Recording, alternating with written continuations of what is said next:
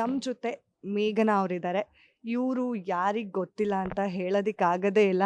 ರಾಧೆ ರಾಧೆ ಅಂತ ಎಲ್ಲರ ಮನಸ್ಸನ್ನು ಕದ್ದಿದ್ರು. ಈಗ ಛೂ ಮಂತರ್ ಮೂಲಕ ಎಲ್ರಿಗೂ ಬೆಚ್ಚಿ ಬೀಳಿಸುವಂತಹ ಪ್ರಯತ್ನ ಕೂಡ ಮಾಡಿದ್ದಾರೆ.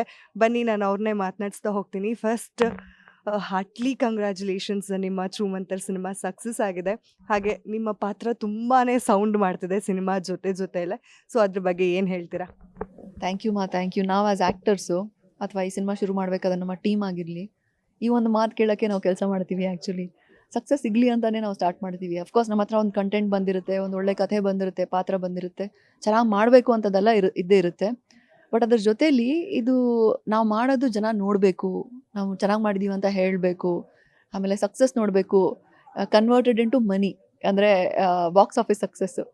ಸೊ ಅದೆಲ್ಲ ನೋಡ್ತಾ ಇದ್ದೀವಲ್ವಾ. ಅಂದರೆ ನಾವು ಮಾಡಿರೋ ಪ್ರತಿ ಸಿನಿಮಾನೂ ಸಕ್ಸಸ್ ಆಗಲ್ಲ. ಬಟ್ ಈ ಸಿನಿಮಾ ನಾನು ಶುರು ಮಾಡಿದಾಗಿಂದ ನನ್ನ ಮೈಂಡಲ್ಲಿ ಏನೋ ಒಂದು ಕಾನ್ಫಿಡೆನ್ಸ್ ಇತ್ತು. ಆವಾಗಲೇ ಸ್ಟೇಜ್ ಮೇಲೆ ಹೇಳಿದೆ ನಾನು, ನಂಗೊಂದು ಸ್ಟ್ರೇಂಜ್ ಕಾನ್ಫಿಡೆನ್ಸು ಈ ಸಿನಿಮಾ ಬಗ್ಗೆ, ಖಂಡಿತವಾಗ್ಲೂ ಸಕ್ಸಸ್ ಆಗುತ್ತೆ ಅಂತ ಹೇಳಿಬಿಟ್ಟು. ಮೊನ್ನೆ ಫ್ರೈಡೇ ದಿವಸನೂ ಫಸ್ಟ್ ಓಪನಿಂಗ್ಗೆ ಒಂದು ಸ್ವಲ್ಪ ಸ್ಲೋ ಓಪನಿಂಗ್ ತೊಗೊಳ್ತು ನಮ್ಮ ಸಿನಿಮಾ. ನಮ್ಮ ಡೈರೆಕ್ಟ್ರು ಪ್ರೊಡ್ಯೂಸರ್ ಒಂದು ಸ್ವಲ್ಪ ಬೇಜಾರಲ್ಲಿ ಕೂತಿದ್ರು. ನಾನು ಒಂದೇ ಮಾತು ಹೇಳಿದೆ, ನೀವು ಬೇಜಾರೇ ಮಾಡ್ಕೋಬೇಡಿ, ಬರೀ ನೀವು ಪೇಷನ್ಸ್ ಇಟ್ಕೊಳ್ಳಿ, ಮಧ್ಯಾಹ್ನ ನೋಡಿ ಸಾಯಂಕಾಲ ನೋಡಿ, ವರ್ಡ್ ಆಫ್ ಮೌತ್ ಇರುತ್ತಲ್ಲ, ಪಬ್ಲಿಸಿಟಿ, ಜನ ಮಾತಾಡ್ಕೊಳ್ತಾರಲ್ವ ಸಿನಿಮಾ ನೋಡಿ, ಸೂಪರ್ ಆಗಿದೆ ಸಿನಿಮಾ, ಹೋಗಿ ಎಂಜಾಯ್ ಮಾಡಿ ಅಂತ ಹೇಳಿಬಿಟ್ಟು, ಆ ಒಂದ್ರ ಮೇಲೆ ನಾವು ಡಿಪೆಂಡ್ ಆಗಿದ್ವಿ. ಆ್ಯಕ್ಚುಲಿ ಅದು ದೊಡ್ಡ ರೀತಿಯಲ್ಲಿ ನಮಗೆ ವರ್ಕ್ ಆಗಿದೆ.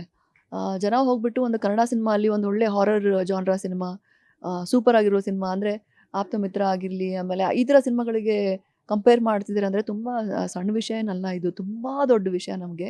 ಆಮೇಲೆ ಈ ಜಾನ್ರಲ್ಲಿ ಸಿನಿಮಾ ಬಂದಿರೋದು ತುಂಬ ಕಮ್ಮಿ. ಆಪ್ತ ಮಿತ್ರ, 6-2, ಆಮೇಲೆ ಕರ್ವ, ಇದಾದಮೇಲೆ ಕೆಲವು ವರ್ಷಗಳಲ್ಲಿ ಒಂದೇ ಹಾರರ್ ಸಿನಿಮಾ ಬರೋದು, ಅದು ಸಕ್ಸಸ್ಫುಲ್ ಹಾರರ್ ಸಿನಿಮಾ.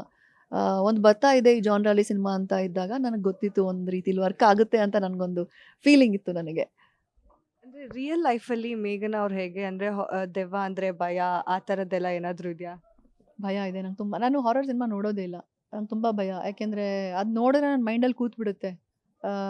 ಸೊ ಅದು ಕೂತ್ಬಿಟ್ರೆ ನನಗೆ ಮಲಗೋಕ್ಕೂ ಮುಂಚೆ ಸೈಡಿಗೆ ಏನಾದರೂ ಇದೆಯಾ, ನಾನು ಹಿಂದೆ ಬಂದೇನಾದ್ರು ನಿಂತ್ಕೊಂಡಿದ್ಯಾ, ಅದನ್ನು ಏನೋ ಒಂದು ಇಮ್ಯಾಜಿನೇಷನು, ಭಯ ಆಗುತ್ತೆ ನನಗೆ. ಸೊ ನಾನು ಹಾರರ್ ಸಿನಿಮಾ ನೋಡೋದೇ ಇಲ್ಲ. ಆಮೇಲೆ ನನಗೆ ಭಯ ಇದೆ, ಬಟ್ ಭಯ ಏನಕ್ಕೆ ಅಂದರೆ ಇಟ್ ಇಸ್ ಅನ್ನೋನ್ ಅಲ್ವಾ.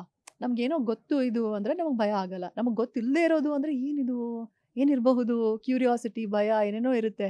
ಸೊ ಭಯ ಇದೆ ನನಗೆ. ನಾನು ದೂರನೇ ಇಡೋಕ್ಕೆ ಇಷ್ಟಪಡ್ತೀನಿ. ಯಾರಾದರೂ ಏನಾದರೂ ಒಂದು ದೆವ್ವದ ಬಗ್ಗೆ ಮಾತಾಡಿದ್ರೆ ನಾನು ಅವ್ರ ಹತ್ರ ಹೋಗಿ ಕೂತ್ಕೊಳ್ಳಲ್ಲ, ನಾನು ದೂರ ಇರ್ತೀನಿ, ಬೇಡ ಅದು ಮೈಂಡಲ್ಲಿ ಹೋಗೋದು ಬೇಡ ಅಂತ ಹೇಳಿಬಿಟ್ಟು. So I am like that. ಹೀಗಿರ್ಬೇಕಾದ್ರೆ, ಇಷ್ಟು ಭಯ ಇರಬೇಕಾದ್ರೆ ನಿಮಗೆ ಆ ದೆವ್ವದ ಪಾತ್ರ ಕೊಟ್ಟಾಗ ಹೆಂಗೆ ಫೀಲ್ ಆಯಿತು? ಅಂದರೆ ನಾನು ಮಾಡ್ತೀನ ಅಂತ ಅನಿಸುತ್ತಾ? ನೀವು ನೀವು ಬಿಲೀವ್ ಮಾಡಲ್ಲ, ಬಟ್ ನಾನು ಆ್ಯಕ್ಟರ್ ಆಗೋಕ್ಕೂ ಮುಂಚೆ, ಆ್ಯಕ್ಟರ್ ಆದಮೇಲೂ ಕೂಡ ನಾನು ಮಿರರ್ ಮುಂದೆ ಕೂತ್ಕೊಂಡು ತುಂಬ ಪ್ರಾಕ್ಟೀಸ್ ಮಾಡ್ತೀನಿ ಯೂಶ್ವಲಿ. ಅಂದರೆ ನನ್ನ ಎಕ್ಸ್ಪ್ರೆಷನ್ ಹೇಗಿದೆ, ನನ್ನ ಫೇಸ್ ಹೇಗಿದೆ ಅಂತ ನಮಗೆ ಅದು ಆ್ಯಸ್ ಆ್ಯಕ್ಟರ್ಸ್ ಇರುತ್ತೆ. ಸೊ ನಾನು ಕೆಲವು ಸಲ ದೆವ್ವದ ಥರ ಆ್ಯಕ್ಟ್ ಮಾಡೋದು ಕೂಡ ಇದೆ. ಮಿರರ್ ಮುಂದೆ ಹಂಗಿದ್ರೆ ಹೆಂಗಿರುತ್ತೆ ಅಂತ ಒಂಥರ ಮುಖಗಳು ಮಾಡೋದು. ಹಿಂಗೆ ಕಾಣಿಸುತ್ತಾ ನನ್ನ ಫೇಸು ಅಂತ ನಾನೇ ಮಜಾ ತೊಗೊಳೋದು ಮಿರರ್ ಮುಂದೆ ಕೂತ್ಕೊಂಡು. ಸೊ ಮೊನ್ನೆ ನಾನು ಸಿನಿಮಾ ನೋಡಬೇಕಾದ್ರೆ, ನಿಜ ಹೇಳ್ತೀನಿ, ಯು ವೋಂಟ್ ಬಿಲೀವ್, ನಾನೇನು ಅಷ್ಟು ವರ್ಷದ ಹಿಂದೆ ಆ ಮಿರರ್ ಮುಂದೆ ಕೂತ್ಕೊಂಡು ಏನು ಫೇಸ್ ಮಾಡಿದ್ದೆ, ಸ್ಕ್ರೀನ್ ಮೇಲೆ ನಾನು ಅದೇ ಫೇಸ್ ನೋಡಿದೆ. ಐ ವಾಸ್ ಲೈಕ್, ವಾವ್, ನಾನು ಮ್ಯಾನಿಫೆಸ್ಟ್ ಮಾಡಿದ್ನ ಇದನ್ನು, ಅಥವಾ ನಾನು ಪ್ರಾಕ್ಟೀಸ್ ಮಾಡೋದಕ್ಕೆ ಇದು ಬಂತ ನನಗೆ ಅದು ಏನೂ ಗೊತ್ತಾಗಲಿಲ್ಲ. ಬಟ್ ಅದು ನೋಡಿದಾಗ ಆ ಮೆಮರಿ ಬಂತು. ಒಂದು 10-15 ವರ್ಷದ ಹಿಂದೆ ನಾನೇನು ಅದು ಮಾಡಿದ್ದೆ, ಅದು ನನ್ನ ಮೆಮರಿಗೆ ಬಂತು. ಹೌದಲ್ಲ, ಆವಾಗ ನಾನು ಈ ಥರ ಎಲ್ಲ ಪ್ರಾಕ್ಟೀಸ್ ಮಾಡ್ತಾ ಇದ್ದೆ ಅಂತ. ಸೊ ಬಹುಶಃ ಅದರಿಂದನೇ ಈ ಒಂದು ರೋಲ್ ಬಂದಿರಬೇಕು. ಆಮೇಲೆ ಆ್ಯಕ್ಟರ್ಸ್ ಅಂದಮೇಲೆ ನಮಗೊಂದು ಹಾರರ್ ಸಿನಿಮಾಲೂ ಆ್ಯಕ್ಟ್ ಮಾಡಬೇಕು, ಕಾಮಿಡಿಯಲ್ಲೂ ಆ್ಯಕ್ಟ್ ಮಾಡಬೇಕು, ರೊಮ್ಯಾನ್ಸಲ್ಲೂ ಎಲ್ಲ ರೀತಿಯಲ್ಲಿ ನಾವು ಕಾಣಿಸ್ಕೊಳ್ಬೇಕು ಅಂತ ಇರುತ್ತೆ. ಹಾರರಲ್ಲೂ ಕಾಣಿಸ್ಕೊಳ್ಬೇಕು, ಅದರಲ್ಲೂ ದೆವ್ವ ರೋಲ್ ಮಾಡಬೇಕು ಅಂತ ಖಂಡಿತವಾಗ್ಲೂ ನಂಗೆ ಇದ್ದೇ ಇತ್ತು. ಖುಷಿ ಇದೆ. ಗ್ಯಾರಂಟಿ ನ್ಯೂಸ್, ಸುದ್ದಿ ಖಚಿತ, ನ್ಯಾಯ ನಿಶ್ಚಿತ.